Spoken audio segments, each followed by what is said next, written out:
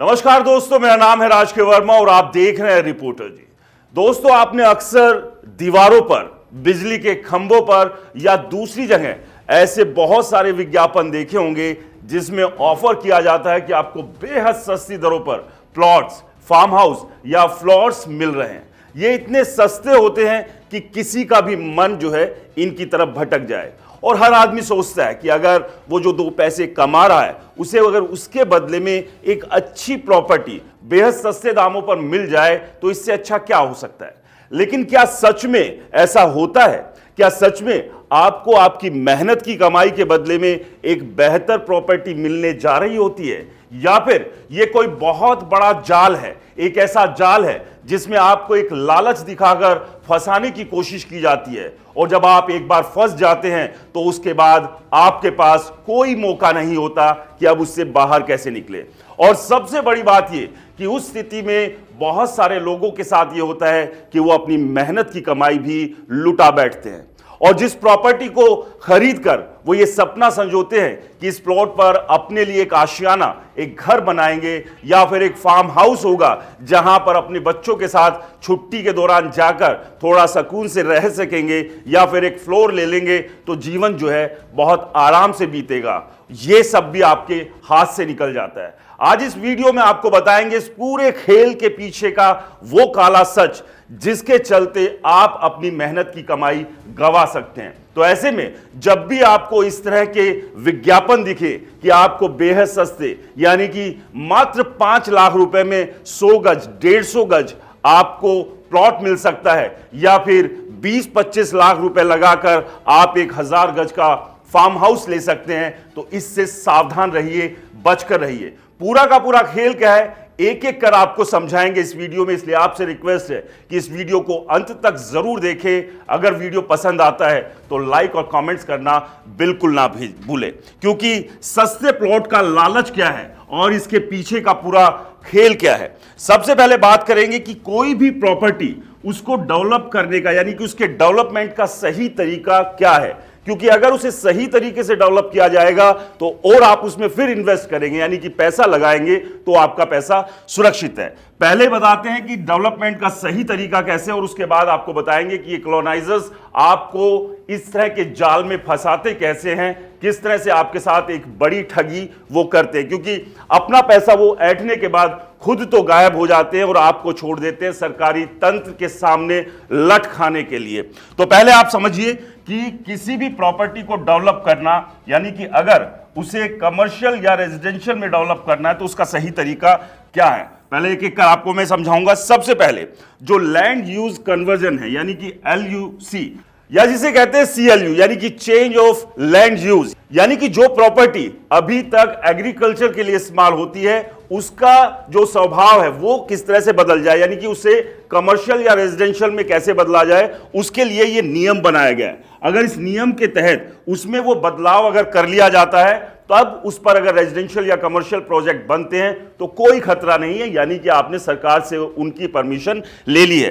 ये किसी भी एग्रीकल्चर लैंड को पहले किसी भी उपयोग के लिए कन्वर्ट करना पड़ता है और इसके बिना कोई भी रेजिडेंशियल प्रोजेक्ट या कमर्शियल प्रोजेक्ट नहीं बन सकता है। लेकिन यहीं पर ये कॉलोनाइजर्स आपके साथ खेल करते हैं।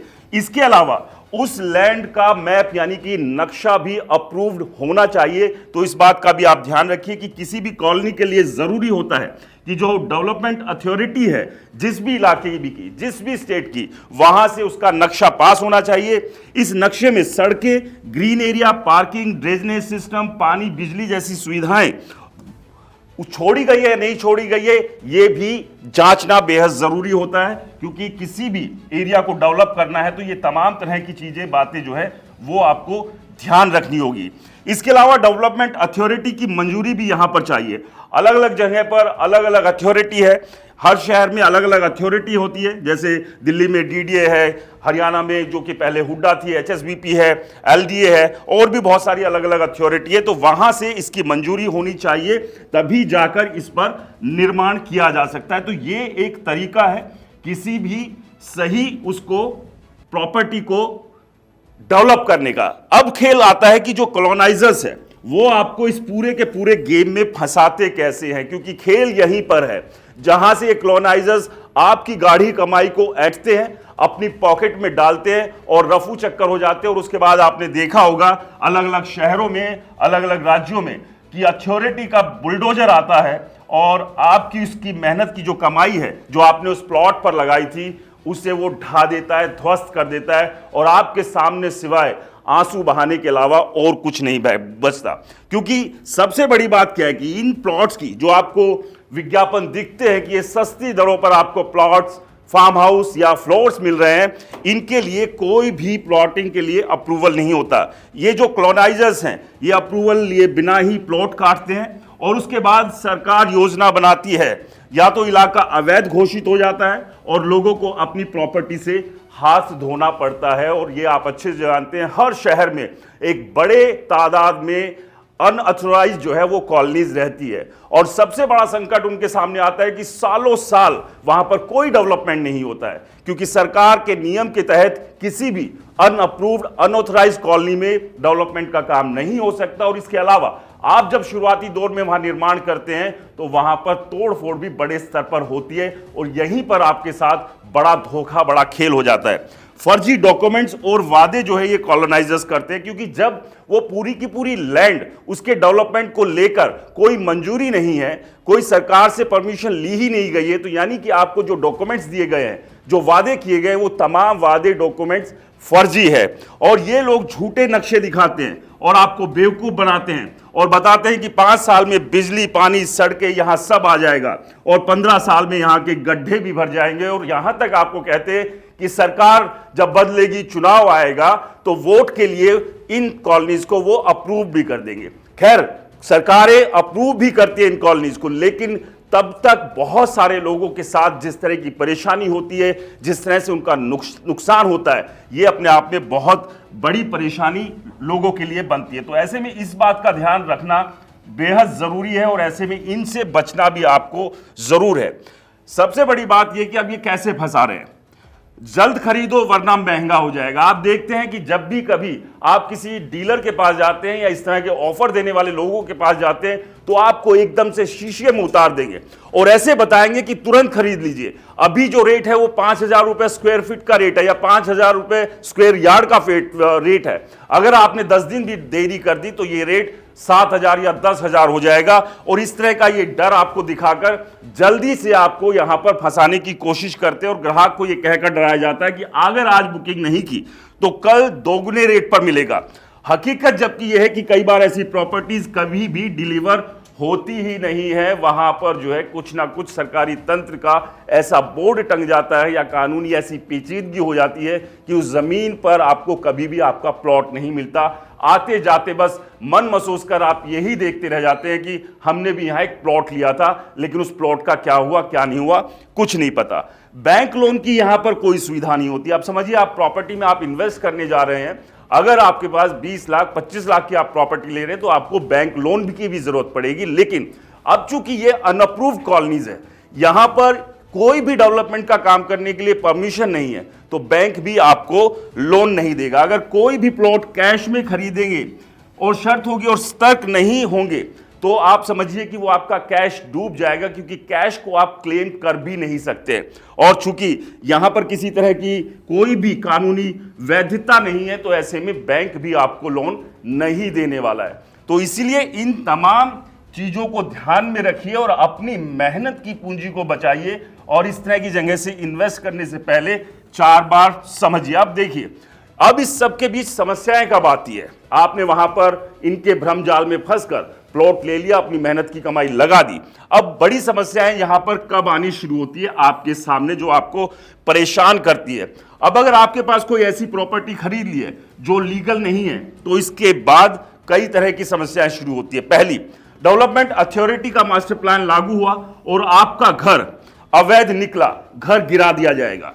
बिजली पानी के कनेक्शन नहीं मिलते क्योंकि सरकार ऐसी कॉलोनीज को कोई मान्यता नहीं देती है। बैंक लैंड लोन नहीं मिलता, रीसेल नहीं हो पाता, पानी आपकी जो आपका इन्वेस्टमेंट है वो पूरी तरह से यहां पर फंस जाता है। और यही पूरा का पूरा खेल है जिस खेल में फंसाकर ये कॉलोनाइजर्स आपके साथ धोखा करते हैं और आपको फंसाकर अपना पैसा लेकर यहां से निकल जाते हैं। ऐसे में बचने के लिए अब आपको क्या करना चाहिए, क्योंकि तमाम तरह की चीजें हैं और अगर आप फंस गए तो ऐसे में उससे बचने की क्या वो है। सबसे पहले डेवलपमेंट अथॉरिटी से अप्रूवल की जांच करें, यानी कि जिस प्रोजेक्ट के बारे में बात की जा रही है इन लोगों से वो डॉक्यूमेंट्स मांगिए कि आपके पास क्या यहां जो अथॉरिटी है उसका कोई डॉक्यूमेंट है। इसके अलावा बैंक लोन की उपलब्धता यहां पर चेक कीजिए, उससे भी आपको समझ में आ जाएगा, क्योंकि बैंक उन्हीं जगहों पर लोन देता है जो अप्रूव्ड इलाके हैं। और अगर आप बैंक जाकर ही वहां पूछ लेंगे कि फलाने इलाके में आप लोन दे सकते हैं, तो अगर बैंक मना करता है तो आप समझिए कि वो अनऑथराइज्ड है। प्लॉट का नक्शा और जमीन का टाइटल डीड अच्छी तरह से उसको पढ़िए कि वो है या नहीं है। बड़े प्रोजेक्ट में निवेश करें, छोटी निजी कॉलोनियों से जो कॉलोनाइजर्स है उनसे आप बचें। किसी भी प्रॉपर्टी को खरीदने से पहले स्थानीय रजिस्ट्री ऑफिस में भी जाकर आप इसकी जानकारी ले सकते हैं। यानी कि ये तमाम पहलुओं को आप अगर जांच लेते हैं तो आप इस तरह के जाल में फंसने से बच सकते हैं, आप अपनी मेहनत की कमाई को बचा सकते हैं, क्योंकि ये मेहनत की कमाई आपने पसीना बहाकर अपनी जरूरतों को दांव पर रखकर इकट्ठा किया है और इसे ये लोग बेवकूफ बनाकर आपकी जेब से हड़प लेते हैं। अब बड़ी बात यह कि सरकार की सब में भूमिका क्या होनी चाहिए, क्योंकि धड़ल्ले से इस तरह की कॉलोनीज काटी जाती हैं। आप जैसे हमारे जैसे लोगों को फंसा दिया जाता है, जो सालों साल जद्दोजहद, वहां जो सड़कें हैं बनी नहीं है, गड्ढे हैं, सीवरेज नहीं है, कीचड़ है, मतलब ऐसी जिंदगी जीने पर आप मजबूर हो जाते हैं जो आप कभी भी नहीं चाहते। तो ऐसे में सरकार की जिम्मेदारी या भूमिका क्या होनी चाहिए? सबसे पहले, क्यों अवैध कॉलोनियों को तुरंत कार्रवाई नहीं होती? यानी कि जब इस तरह के बोर्ड लगते हैं, जब आपको और हमको ये बोर्ड दिख रहे हैं कि आपको फलानी जगह पर इतने एरिया में कॉलोनी डेवलप हो रही है, वहां पर सस्ते प्लॉट मिलेंगे, फार्म हाउस मिलेंगे, फ्लोर्स मिलेंगे, तो जो सरकारी अथॉरिटी से जुड़े लोग हैं उनको ये क्यों नहीं दिखता है? तो ऐसे में अगर सरकारी तंत्र शुरुआत में ही इन पर नकेल कस दे तो आप बच सकते हैं, लेकिन ऐसा होता नहीं है। क्यों ऐसी प्रोजेक्ट के विज्ञापन खुलेआम चलते, जिसका मैं अभी जिक्र कर रहा था कि जब वो धड़ल्ले से इस तरह के विज्ञापन लगे हुए हैं, छपे हुए हैं, तो उस वक्त सरकारी तंत्र कहां सोया रहता है? तो यहां पर भी एक मिली भगत है। पहले जो है इनके साथ मिलकर उस कॉलोनी को बिकने दिया जाता है और जब कुछ आप जाकर, एक गरीब आदमी जाकर 2 ईंट लगाने की कोशिश करता है, फिर यह सरकारी तंत्र जाग जाता है, उसे सब कुछ दिखने लगता है। उसकी दूरबीन का जो शीशा, उसका पैनापन है इतना तीखा हो जाता है कि उसे कई किलोमीटर दूर बैठे बैठे एक एक ईंट जो आप लगा रहे होते हैं वो दिखनी शुरू हो जाती है। क्यों? रेरा जो है ऐसी संस्थाओं को रोकने में नाकामयाब साबित हो रहा है। रेरा की भी जिम्मेदारी है, रेरा भी इनके ऊपर रोक लगा सकता है, लेकिन सबसे बड़ी बात यह है रेरा बिल्डरों के ऊपर ही ढंग से रोक नहीं लगा पा रहा है। तो ऐसे में ये जो कॉलोनाइजर्स हैं, ये जो झूठ की दुकान, धोखे की दुकान खोले बैठे हुए हैं, इन पर कहां से लगाम लगाएगा? तो ऐसे में अगर सरकार और सरकार का तंत्र जिम्मेदार हो जाए तो आप समझिए कि आपके साथ धोखा होगा ही नहीं, और सबसे बड़ी बात है कि आपकी पूंजी बच जाएगी। इसलिए ध्यान रखिए, सतर्क रहिए, क्योंकि पैसा आपका है, आपने अपनी मेहनत से कमाया है, अपनी जरूरतों को दांव पर रखे कमाया है, अपने बच्चों की इच्छाओं को मार के कमाया है। तो ऐसे पैसे को कभी भी ऐसे गलत हाथों में जाने मत दीजिए। तो इसलिए ध्यान रखिएगा, कोई भी प्रॉपर्टी खरीदने जा रहे हैं, फिर वो चाहे अप्रूव्ड है या अनअप्रूव्ड इलाका है, उसके सारे डॉक्यूमेंट्स अच्छे से जांचिए, उसकी तस्दीक कीजिए, क्योंकि बड़े बड़े बिल्डर भी आपके साथ लगातार खेल कर रहे हैं। इस सब पर आपका क्या कहना है, हमें कमेंट्स कर जरूर बताएं। और दोस्तों, रिपोर्टर जी चैनल को सब्सक्राइब नहीं किया तो चैनल को सब्सक्राइब करना बिल्कुल ना भूलें। नमस्कार।